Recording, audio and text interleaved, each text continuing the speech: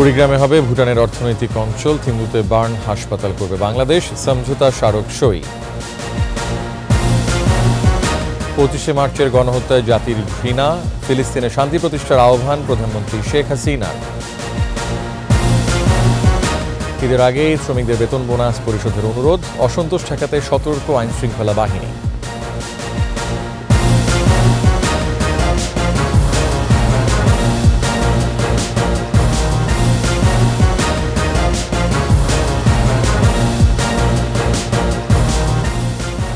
First security ইসলামী bank PLC সংবাদ শিরোনাম। আমন্ত্রণ জানাচ্ছি সন্ধ্যা 7টার 21শে সংবাদে। আপনাদের সাথে আছে আমি রিয়াজ হাফিজ। দর্শক, 21শে টেলিভিশনের সংবাদ একই সাথে সরাসরি দেখতে পাবেন আমাদের ফেসবুক পেজ www.facebook.com/21she24 অনলাইনে। বাংলাদেশ ও ভুটানের মধ্যে 3টি সমঝোতা স্মারক সই ও একটি চুক্তি নবায়ন হয়েছে। প্রধানমন্ত্রীর কার্যালয়ে চুক্তি সই অনুষ্ঠানে উপস্থিত ছিলেন ভুটানের রাজা জিগমে খেসার নামগুয়েল ওয়াংচুক ও প্রধানমন্ত্রী শেখ হাসিনা। স্বাধীনতা দিবসের রাষ্ট্রীয় অনুষ্ঠানে যোগ দিতে 4 দিনের সফরে বাংলাদেশে এসেছেন ভুটানের রাজা। ঢাকায় পৌঁছে ধানমন্ডি 32 নম্বরে বঙ্গবন্ধুর প্রতিকৃতিতে ফুল দিয়ে শ্রদ্ধা জানান রাজা ওয়াংচুক। আরও জানাচ্ছেন ফারজানা শোভা। সোমবার সকাল 10:20 শাহজালাল আন্তর্জাতিক বিমানবন্দরে অবতরণ করেন ভুটানের রাজা জিগমে খেসার নামগেল ওয়াংচুক। রাজার সফরসঙ্গী ভুটানের রানী ও সরকারের উচ্চপদস্থ কর্মকর্তারা। বিমানবন্দরে ভুটানের রাজাকে স্বাগত জানান রাষ্ট্রপতি মোহাম্মদ শাহাবুদ্দিন। এ সময় রাজাকে লাল গালিচা সংবর্ধনা দেয়া হয়, গার্ড অব অনার দেন সশস্ত্র বাহিনীর সদস্যরা। 4 দিন সফরের প্রথম দিন সকালে ধানমন্ডি 32 নম্বরে বঙ্গবন্ধু শেখ মুজিবুর রহমানের প্রতিকৃতিতে ফুল দিয়ে শ্রদ্ধা জানান ভুটান রাজা। এ সময় বঙ্গবন্ধু স্মৃতি জাদুঘর পরিদর্শন ও স্মারক বইয়ে স্বাক্ষর করেন। দুপুরে প্রধানমন্ত্রীর কার্যালয়ে আসেন ভুটানের রাজা। স্বাগত জানান প্রধানমন্ত্রী শেখ হাসিনা। পরে একান্ত বৈঠকে অংশ নেন তারা। 2 দেশের সমঝোতা স্মারক অনুষ্ঠানে যোগ দেন বাংলাদেশের সরকার প্রধান ও ভুটানের রাজা। স্মারক ও চুক্তি সই অবলোকন করেন তারা। ভুটানের থিম্পুতে burn and plastic surgery unit প্রতিষ্ঠা, বাংলাদেশের কুড়িগ্রামে ভুটানের জন্য বিশেষায়িত অর্থনৈতিক অঞ্চল প্রতিষ্ঠা এবং ভোক্তা সুরক্ষায় প্রযুক্তিগত সহযোগিতা বিষয়ক সমঝোতা স্মারক সই হয় 2 দেশের মধ্যে। এছাড়া নবায়ন হয় সাংস্কৃতিক ক্ষেত্রে সহযোগিতা সংক্রান্ত চুক্তি। 26 মার্চ ভোরে জাতীয় স্মৃতিসৌধে মহান মুক্তিযুদ্ধে শহীদদের প্রতি শ্রদ্ধা জানাবেন ভুটান রাজা। 4 দিনের সফরে তার বেশ কিছু কর্মসূচিতে যোগ দেওয়ার কথা রয়েছে। 4র্থবারের মতো সরকার গঠনের পর এই প্রথম ভুটানের রাজা বাংলাদেশ সফরে এলেন। বন্ধুপ্রতিম দেশের রাজার এই সফরের মধ্য দিয়ে 2 দেশের দ্বিপাক্ষিক বন্ধুত্বপূর্ণ সম্পর্ক নতুন মাত্রা পাবে, বাড়বে বিনিয়োগ ও বাণিজ্যের পরিসর, আন্তর্জাতিক যোগাযোগেও আসবে নতুন মাত্রা। ফারজানা শোভা, 21শে টেলিভিশন, ঢাকা। 25শে মার্চ গণহত্যায় জড়িতদের প্রতি ঘৃণা প্রকাশ করেছেন প্রধানমন্ত্রী শেখ হাসিনা। ফিলিস্তিনে গণহত্যা নিন্দা জানিয়ে যুদ্ধ নয় শান্তির বার্তা ছড়িয়ে দেওয়ার আহ্বান জানান বঙ্গবন্ধু কন্যা। 75-এর পর ক্ষমতাসীনরা নির্বাচনী প্রহসন, দল ভাঙা সহ নানা অরাজনৈতিক কর্মকাণ্ডে দেশকে পিছিয়ে দিয়েছিল বলে অভিযোগ করেন প্রধানমন্ত্রী। আকবর হোসেন সুমনের রিপোর্ট।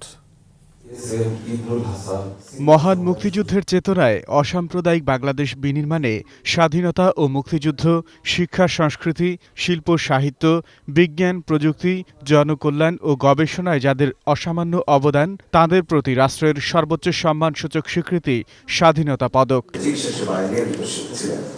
ওসমানী স্মৃতি মিলনায়তনে এবছর স্বাধীনতা পদকে ভূষিত 10 বিশিষ্টজনকে সম্মাননা তুলে দেন প্রধানমন্ত্রী শেখ হাসিনা। 75-এ বঙ্গবন্ধু হত্যাকাণ্ডের পর হত্যাযজ্ঞ, নির্বাচনী প্রহসন, দল ভাঙন সহ নানা অরাজনৈতিক কর্মকাণ্ড সংগঠনে তৎকালীন ক্ষমতাসীনদের ভূমিকা তুলে ধরেন প্রধানমন্ত্রী। 1975 সালের পর আমরা কি দেখেছি? আমাদের অগণিত নেতা কর্মীদের নিয়ে দিনের পর দিন অত্যাচার, নির্যাতন চালানো হয়েছে এবং এরপরে নির্বাচনী প্রহসন, দল গঠন, দল ভাঙন, নানা ধরনের খেলা 21টা বছর আমাদের উপর চলেছে। মুক্তিযুদ্ধের ইতিহাস বিকৃতি করে আমাদের কয়েকটি প্রজন্মকেই ধ্বংসের দিকে দিয়ে গিয়েছিল। কিন্তু আজকের নতুন প্রজন্ম তারা ইতিহাস জানতে চায়, বুঝতে চায় এবং সেই প্রেরণা নিয়েই তারা নিজেদের জীবনকে গড়তে চায়। 25 মার্চের ভয়াল গণহত্যায় জড়িতদের প্রতি জাতির ঘৃণা প্রকাশ করেন বঙ্গবন্ধু কন্যা। 25শে মার্চ আসলে গণহত্যা দিবস হিসেবেই আমরা স্বীকৃতি দিয়েছি। তার কারণ পাকিস্তানিরা যে সেই 71 সালে 25শে মার্চ থেকে যে গণহত্যা শুরু করেছিল, আর যারা এই গণহত্যার সাথে জড়িত তাদের প্রতি জাতির ঘৃণা জ্ঞাপন করছি। প্যালেস্টাইনিদের উপর ইসরায়েল কর্তৃক যে গণহত্যা চালানো হচ্ছে, বাংলাদেশ তার তীব্র প্রতিবাদ জানিয়ে যাচ্ছে এবং আমরা প্যালেস্টাইনিদের সাথে আছি। শান্তিপূর্ণ সহাবস্থানে বিশ্বাসী বাংলাদেশ এখনও বঙ্গবন্ধুর পররাষ্ট্রনীতি অনুসরণ করছে বলে জানান সরকার প্রধান। যুদ্ধ মানুষের কোনো কল্যাণ বয়ে আনে না, কারণ যুদ্ধকালীন অবস্থা কি আমরা তাই জানি, আমরা ভুক্তভোগী, তাই আমরা যুদ্ধ চাই না। এমনকি আমরা যে রোহিঙ্গাদের আশ্রয় দিয়েছি, সেখানেও আমাদের প্রতিবেশী দেশের সাথে আমরা আলোচনা করছি, আমরা সংঘাতে যাইনি। বাংলাদেশ শান্তিপ্রিয় দেশ, তবুও দুর্ভাগ্যের বিষয় আমাদের দেশের অভ্যন্তরে কিছু লোক অগ্নিসন্ত্রাস, খুন খারাপি অনেক কিছু করে থাকে। তাদের সুমতি হোক, সেটাই আমরা চাই। ইফতার পার্টি এড়িয়ে রোজায় মানুষের পাশে থাকতে আবারও আহ্বান জানান প্রধানমন্ত্রী। আমরা ইফতার পার্টি বাদ দিয়েছি। আমাদের নেতা কর্মী থেকে শুরু করে প্রতিটি প্রতিষ্ঠান সকলকে আহ্বান করেছি যে ইফতার পার্টি না করে ইফতার সাধারণ মানুষের মাঝে আপনারা বন্টন করেন। আকবর হোসেন সুমন, 21 টেলিভিশন, ঢাকা। এদিকে মহান স্বাধীনতা ও জাতীয় দিবস উপলক্ষে জাতির উদ্দেশ্যে ভাষণ দেবেন প্রধানমন্ত্রী শেখ হাসিনা। সন্ধ্যা 7:30টায় প্রধানমন্ত্রীর ভাষণ বাংলাদেশ টেলিভিশন, বাংলাদেশ বেতারের পাশাপাশি বেসরকারি টিভি ও রেডিওগুলো সরাসরি সম্প্রচার করবে। দ্বাদশ সংসদ নির্বাচনে জয়ী হয়ে টানা চতুর্থ মেয়াদে সরকার প্রধানের দায়িত্ব নেওয়ার পর স্বাধীনতা দিবস উপলক্ষে জাতির উদ্দেশ্যে এটি প্রধানমন্ত্রীর প্রথম ভাষণ। আওয়ামী লীগ সাধারণ সম্পাদক ওবায়দুল কাদের বলেছেন, বিএনপি পাকিস্তানের দালালি করে বলেই গণহত্যা দিবস নিয়ে একটি কথাও বলে না। ৭১ গণহত্যার স্বীকৃতি পেতে দালালদের প্রতিহত করতে হবে। নয়াপল্টনে মির্জা ফখরুল মুক্তিযোদ্ধার সমাবেশ করেছে। আমি জানতে চাই, মির্জা ফখরুল ৭১-এ আপনি কোথায় ছিলেন? পাকিস্তানের দালালে বাংলাদেশ ভরে গেছে। আমাদের আজকে শপথ, স্বীকৃতি পেতে হলে এই দালালদের প্রতিহত করতে হবে, পরাজিত করতে হবে। ঈদের আগেই পোশাক শ্রমিকদের বেতন বোনাস পরিশোধে মালিকদের প্রতি অনুরোধ জানিয়েছেন শিল্প পুলিশের প্রধান। এর মধ্যে বোনাস এপ্রিলের প্রথমে এবং বেতন ছুটির আগে দেওয়ার অনুরোধ তার। একই সঙ্গে জানিয়েছেন, বেতন বোনাসকে কেন্দ্র করে কোনো অপশক্তি যাতে আইন শৃঙ্খলার অবনতি ঘটাতে না পারে তা নিশ্চিতে গোয়েন্দা তৎপরতা বাড়ানো হয়েছে। আর শিল্প মালিকরা বলছেন, কঠিন হলেও নির্দিষ্ট সময়ে বেতন বোনাস দেওয়ার চেষ্টা চলছে। আহমদ বাবুর রিপোর্ট। রাজধানীর উত্তরায় শিল্প পুলিশের প্রধান কার্যালয়ে পোশাক শিল্পের মালিকদের বিভিন্ন সংগঠনের প্রতিনিধি, সরকারের বিভিন্ন সংস্থা ও শিল্প পুলিশের বৈঠকে শ্রমিকদের বেতন বোনাস পরিশোধ সহ বিভিন্ন কারখানার বর্তমান পরিস্থিতি নিয়ে আলোচনা হয়। পরে সাংবাদিকদের সাথে কথা বলেন শিল্প পুলিশের প্রধান ও অতিরিক্ত আইজিপি মাহবুবুর রহমান। জানান, কোনো মালিক বেতন দিতে ব্যর্থ হলে বিকল্প ব্যবস্থা বের করার অনুরোধ করা হয়েছে নেতাদের।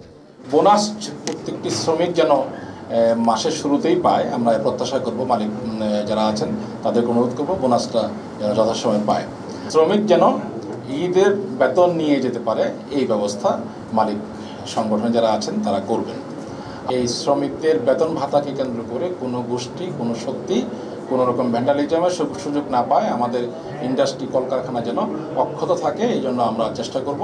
এ সময় পোশাক কারখানার মালিকরা বলেন, রপ্তানি অর্ডার কমে যাওয়া, গ্যাসের মূল্যবৃদ্ধি সহ বিভিন্ন কারণে শিল্পে সংকট তৈরি হয়েছে। অতীত এরকম হয়েছে, আমরা কিন্তু ঈদের আগের দিন পর্যন্ত সবাইকে অন্তত শ্রমিকদেরকে বেতন বোনাস দিয়ে বিদায় করতে সক্ষম হয়েছি। সেই চেষ্টা আমাদের অব্যাহত থাকবে, তবে এবার আগের চেয়ে একটু সংকট বেশি। ভালো ফ্যাক্টরি মালিকও কিন্তু সাফার করছে, কেউ হয়তো এখন পর্যন্ত ফ্রন্টলাইনে বলছে না, চেষ্টা করছে তার মতো করে সমাধান করতে।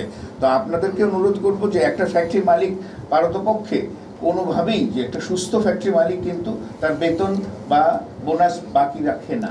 2024 সাল কঠিন হলেও নির্দিষ্ট সময়ে পোশাক শ্রমিকদের বেতন বোনাস পরিশোধের চেষ্টা করা হচ্ছে বলেও জানান মালিকরা। ব্যাংকের সাথে নানা রকম সংকট। আহমদ বাবু, 21 টেলিভিশন, ঢাকা। নিচ্ছি সংবাদ বিরতি, যখন ফিরছি তখন থাকছে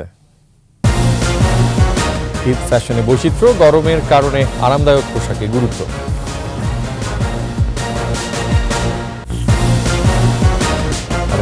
সন্ধ্যা 7টায় 21 সংবাদ। মহান স্বাধীনতা ও জাতীয় দিবস উপলক্ষে আয়োজিত সমরাস্ত্র প্রদর্শনী পরিদর্শন করলেন রাষ্ট্রপতি ও সশস্ত্র বাহিনীর সর্বাধিনায়ক মোহাম্মদ শাহাবুদ্দিন।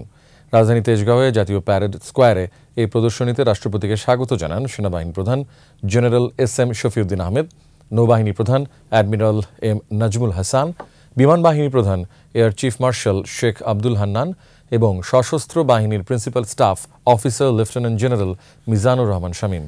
এরপর যুদ্ধ বিমানের ফ্লাই পাস্ট এবং সেনাবাহিনীর চৌকস 36 সেনাদের প্যারাট্রুপিং প্রত্যক্ষ করেন রাষ্ট্রপতি মোহাম্মদ শাহাবুদ্দিন।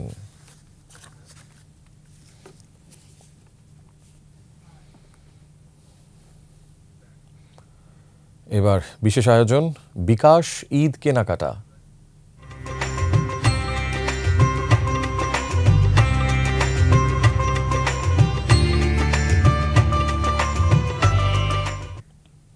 গরমের পাশাপাশি প্রকৃতিতে বর্ষারও ঘন ঘটা। ঈদকে সামনে রেখে তাই ফ্যাশন হাউসগুলো এনেছে নানা বৈচিত্র্যের পোশাক। আর ফ্যাশন সচেতন মানুষদের কেনাকাটায় স্বাচ্ছন্দ্য দিতে বিকাশ দিচ্ছে ইনস্ট্যান্ট ক্যাশব্যাক অফার। মিনালা দিবা রিপোর্ট। বছরের অন্যতম বড় উৎসব ঈদ উল ফিতর। এই উৎসব ঘিরে উৎসাহ উদ্দীপনা থাকে সবার মাঝেই, আর সেই উদ্দীপনার বড় অংশই নতুন পোশাক। ঈদ উপলক্ষে আরামদায়ক পোশাক এনেছে মেন্স ওয়ার্ল্ড। রাজধানীর এলিফ্যান্ট রোডে মেন্স ওয়ার্ল্ডের শোরুমে ছেলেদের জন্য থাকছে নানান ডিজাইনের পোশাক। নতুন ডিজাইনের casual shirt, formal shirt, T shirt, polo shirt, short ও লং পাঞ্জাবি, প্যান্ট ও বেল্ট নিয়ে হাজির হয়েছে মেন্স ওয়ার্ল্ড।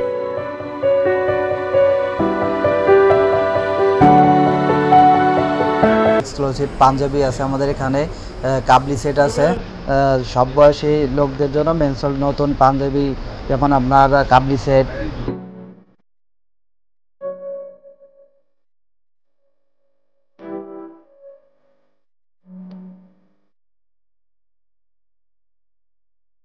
ঈদে কেনাকাটায় আনন্দ বাড়িয়ে দিতে মেন্স ওয়ার্ল্ডের সাথে যুক্ত হয়েছে মোবাইল ব্যাংকিং প্রতিষ্ঠান বিকাশ। কেনাকাটায় বিকাশ পেমেন্ট করলেই পাচ্ছেন 500 টাকার কুপনে 5% পর্যন্ত ক্যাশব্যাক। ক্যাশব্যাক অফারটা বিকাশ থেকে দিচ্ছে 200 টাকা। তো 200 টাকার অফারটা যেমন কাস্টমার পেতে গেলে প্রথম পেমেন্টে পাবে 100 টাকা, নেক্সট ডে যদি পেমেন্ট করে সেক্ষেত্রে পাবে আর 100 টাকা, এই নিয়ে টোটাল 200 টাকা। বিকাশের এমন উপহারে ক্রেতাদের পাশাপাশি খুশি বিক্রেতারাও। বিকাশ আমাদের ক্যাশব্যাক দিচ্ছে 200 টাকা। আর আমি মেন্স ওয়ার্ল্ড থেকে শপিং করছি, সেখানেও আমি প্রথম পারচেসে 100 টাকা ক্যাশব্যাক পেয়েছি। ক্যাশব্যাকটা পেয়ে আমার ভালোই লাগতেছে, আসলে পেমেন্ট করে একটা ক্যাশব্যাক পেলাম। আমরা বিকাশে আমরা যে কোনো অনলাইন বা যে কোনো শপিংয়ে আমরা বিকাশ পেমেন্ট করতে পারছি, এটা আমাদের জন্য খুবই উপকৃত হয়েছে। মানুষের টাকা পয়সা টান দিতে পারছে না, দেখে নিতে পারছে না, আমাদের জন্য এটা সুবিধা হচ্ছে। বিকাশের জন্য আর কি বিকাশকে ধন্যবাদ সুযোগটা করে দেওয়ার জন্য, এবং আমাদেরও সবার একটা উপকার হয়েছে বিকাশের কল্যাণে। মিনালা দিবা, 21 টেলিভিশন, ঢাকা। এই ঈদে দেশ জুড়ে কেনাকাটার ফুর্তি হবে শুধু বিকাশে, সাথে ডিসকাউন্ট কুপন, ইনস্ট্যান্ট ক্যাশব্যাক। শেষ করছি সন্ধ্যা 7টার 21 সংবাদ। তবে যাবার আগে ফার্স্ট সিকিউরিটি ইসলামী ব্যাংক PLC সংবাদ শিরোনামগুলো আরও একবার। কুড়িগ্রামে হবে ভুটানের অর্থনৈতিক অঞ্চল, থিম্পুতে বার্ন হাসপাতাল করবে বাংলাদেশ, সমঝোতা স্মারক সই। 25শে মার্চের গণহত্যায় জাতির ঘৃণা, ফিলিস্তিনে শান্তি প্রতিষ্ঠার আহ্বান প্রধানমন্ত্রী শেখ হাসিনার। ঈদের আগে শ্রমিকদের বেতন বোনাস পরিশোধের অনুরোধ, অসন্তোষ ঠেকাতে সতর্ক আইন শৃঙ্খলা বাহিনী।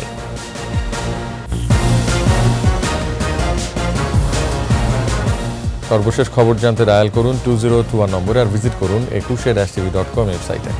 এছাড়া ফেসবুকে ভিজিট করতে পারেন facebook.com/ekushe24 অনলাইনে। আমাদের পরবর্তী সংবাদ রাত 9টায় দেখার আমন্ত্রণ রইল। সবাই স্বাস্থ্যবিধি মেনে চলুন, সুস্থ থাকুন। ধন্যবাদ।